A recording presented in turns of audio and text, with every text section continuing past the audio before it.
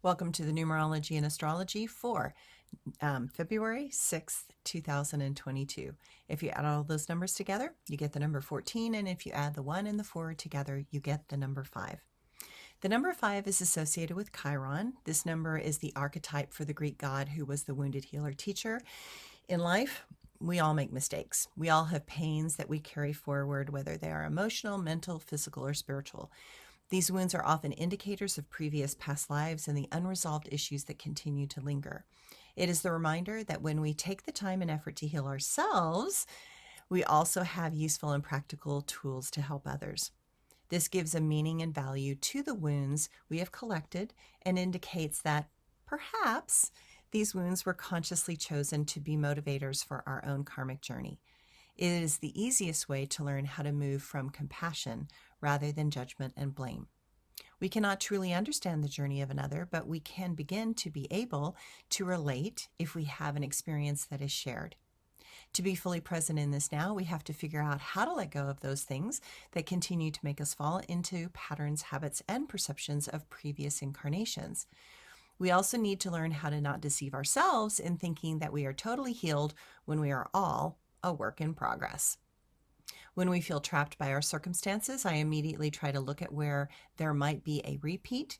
If we take this moment of constraint from COVID and honestly evaluate how many plagues and pestilences that have tortured humanity, it becomes obvious that we could have trauma from previous moments where disease was out of control and many died in tremendous suffering and fear.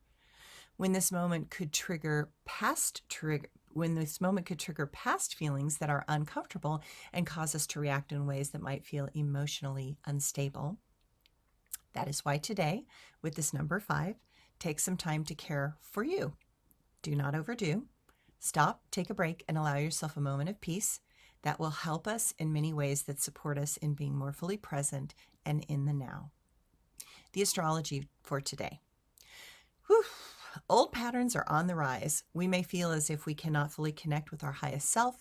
Things that we believed we had healed or had manifested a solution may fall apart. Expect others to hit a level of irritation that can manifest as total frustration and aggravation. Mars and Chiron are in a square, which interestingly aligns with the numerology for today as well. The word challenging is the theme for today, and some may feel as if they have had enough and refuse to budge. Expect moments when total rebellion is going to happen unexpectedly. It might be out of our mouths before we can stop it. In such times, words roll out in a frenzy of release and plans break apart. Those manifesting the outburst are going to be unwilling to bend and highly reactive. Negotiation is not going to be possible. Everyone needs to go for a pause and take a break and regroup. Mars will then angle with Neptune in such a way that attempts to find another pathway around the current situation. While those attempts may not be effective, it might cool off the energy for a bit. Perhaps tomorrow there will be better clarity. The moon shifts at dinner time into Taurus, and that will take a bit of heat off the situations. A good dinner that is tasty and satisfying with a yummy dessert is in order. That is a great way to bring everyone back to the table and talk about something else. My quote for today: enlightenment is when you can see the truth behind the lie. Enlightenment is when you see another's attachment and quietly sigh. Enlightenment is a door that sees into what makes up a pattern of life. Enlightenment is a space that will not avoid conflict or strife. That is because it sees both the light and the dark and recognizes that both are needed to make life spark. And my blog for today: when once is not enough. What makes us think the next time will be better? When another is determined and wants to put us on a tether, they will relentlessly try to turn situations their way, regardless if they can cause more harm and dismay. Too often there are those that cannot or will not see that life force does not rotate around our ego's decree. Forces are at work that have no sense of time.